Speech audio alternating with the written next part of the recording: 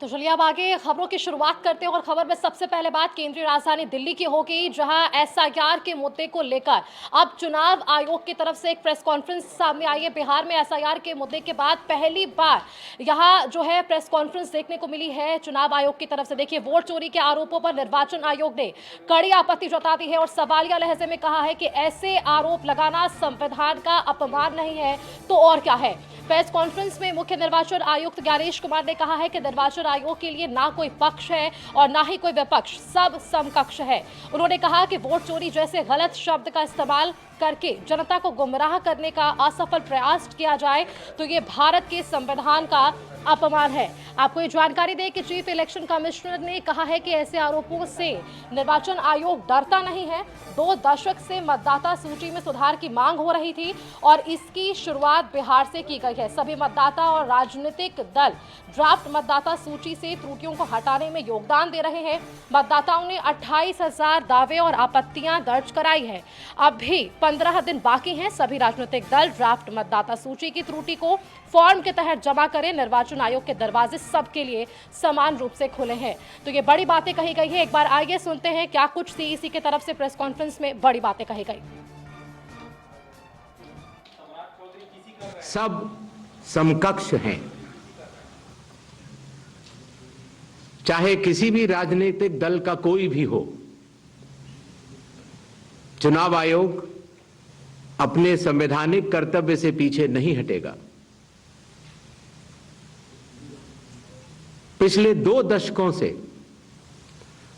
लगभग सभी राजनीतिक दल मतदाता सूची में त्रुटियों के सुधार के लिए मांग करते रहे हैं और इसी मांग को पूरा करने के लिए ही चुनाव आयोग ने गहन पुनरीक्षण अर्थात स्पेशल इंटेंसिव रिवीजन एसआईआर की शुरुआत बिहार से की है। देखिए, इस खबर पर और भी जानकारी लेंगे। हमारे सहयोगी राजीव रंजन हमारे साथ जुड़ेंगे यहाँ पर, लेकिन उससे पहले आपको हम राजधानी पटना लिए चलते हैं, जहां डिप्टी सीएम अशोक जो है सम्राट अशोक यहाँ पर प्रेस कॉन्फ्रेंस कर रहे हैं। आगे जुड़ते हैं सम्राट चौधरी। अरे, राजद के लोगों को ये मैं बताना चाहता हूं कि आज यदि लालू प्रसाद जी मुखिया भी नहीं बन पा रहे तो वही राहुल गांधी है जिसने ऑर्डिनेंस फाड़ दिया था।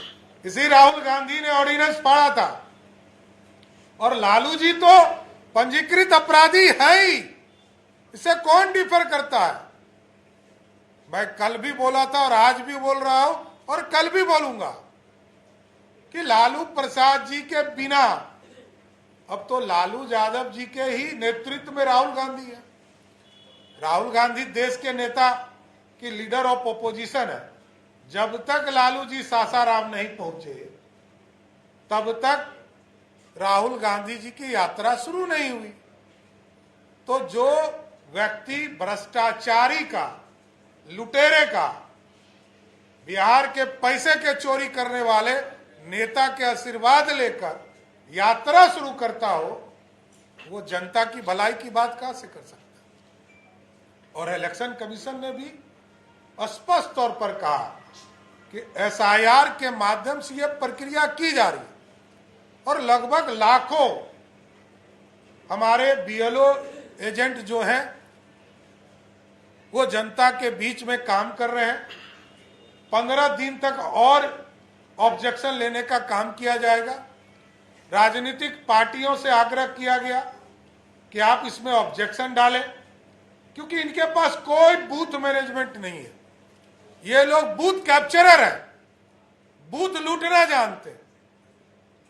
बूथ पर जनता का आशीर्वाद से चुनाव जीतते नहीं रहे, इसलिए ये बूथ लुटेरे हैं।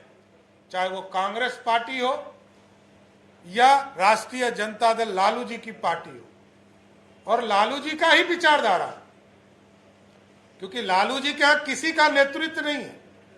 एक बेटा को कान पकड़ के बाहर कर दिया तो वो सत्ता से बाहर हो गया, क्योंकि लालू जी पहले राबड़ी जी को प्रतिनिधि बनाए, फिर अभी तेजस्वी जी को बनाए हुए हैं। तो वो तो किसी को भी लालू जी की थ्योरी जो चलाएगा उसी को अपना नेता बनाकर रखेंगे, अपना केयर टेकर बना के रखेंगे, अपना प्रतिनिधि बना के रखेंगे। इसलिए स्पष्ट है, बिहार की जनता देख रही है, बिहार की जनता सारे समीक्षा को देख रही है।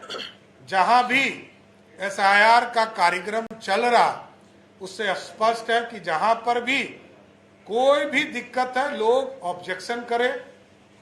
ऑब्जेक्शन के माध्यम से जो स्क्रूटनी होगा, उसके बाद जब 30 सितंबर को पूरे चीजों की समीक्षा करके वोटर लिस्ट प्रकाशित होगा, तब एक्चुअल वोटर लिस्ट आएगा।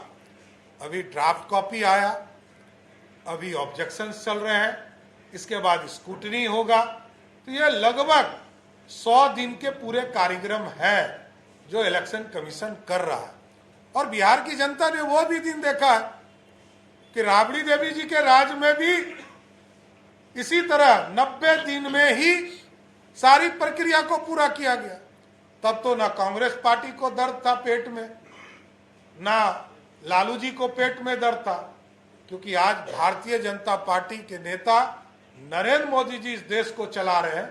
तो देश में अराजकता फैलाने के लिए, देश में गुंडागर्दी बढ़ाने के लिए, देश में घोटालों की सरकार बनाना चाहते हैं, उसके लिए अराजकता फैला रहे हैं। इसलिए स्पष्ट है कि एसआईआर के माध्यम से बिहार में जो स्क्रूटिनाइज हो रहे हैं, जो 22 लाख लोग मृत पाए गए,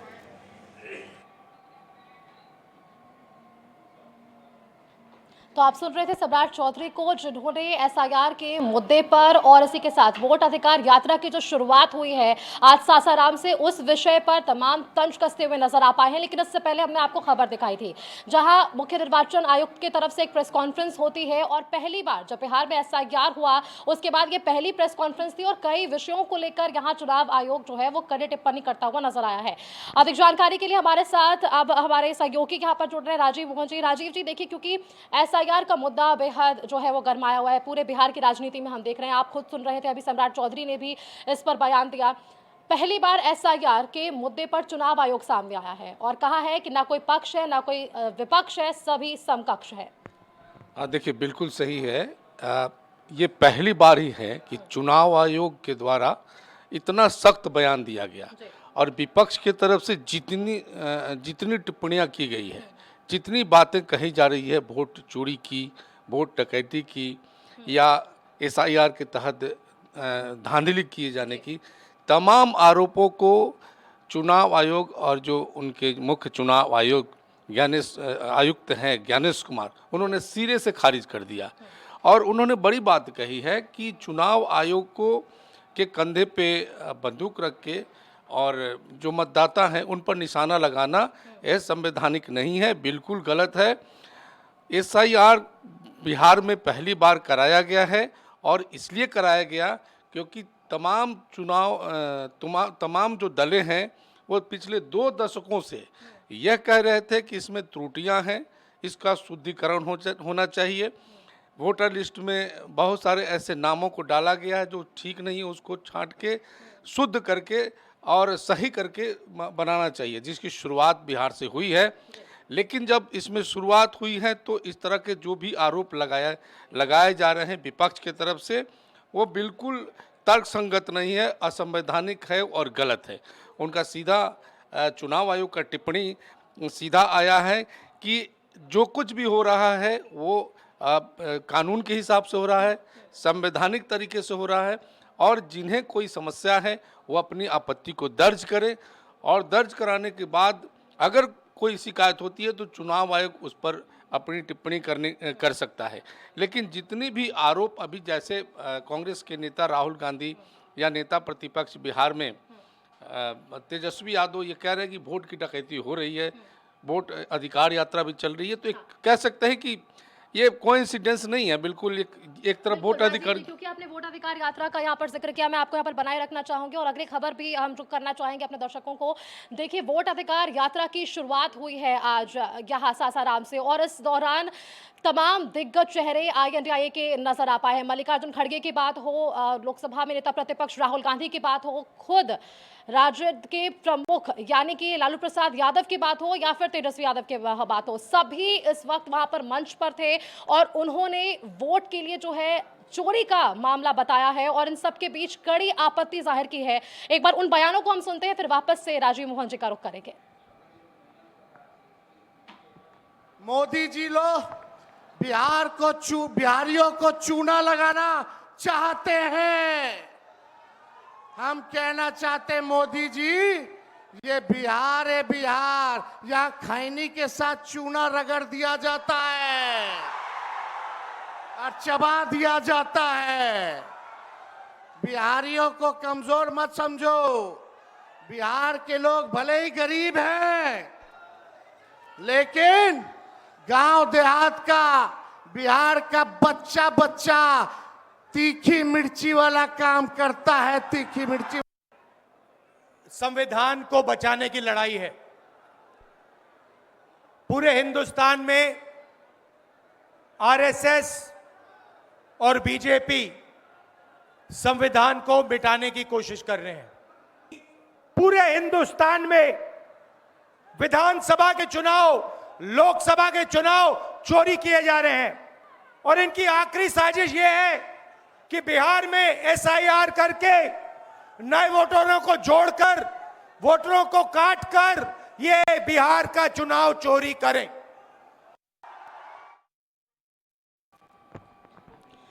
तो आपने सुना, राहुल गांधी ने कड़े शब्दों में इसकी निंदा की है और साफ तौर पर कहा है कि इस बार बिहार में चुनाव चोरी हम नहीं होने देंगे।